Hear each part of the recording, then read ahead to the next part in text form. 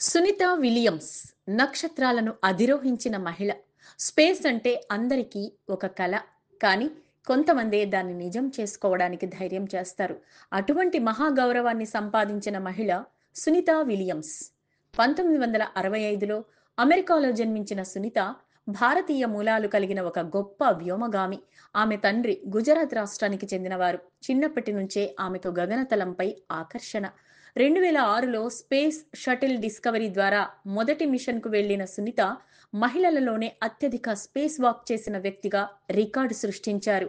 ఆమె మొత్తం 322 రోజులకు పైగా అంతరిక్షంలో గడిపారు. అంతేకాదు, అంతరిక్షంలోనే ఓ మెరథాన్ పరుగు కూడా పూర్తి చేశారు.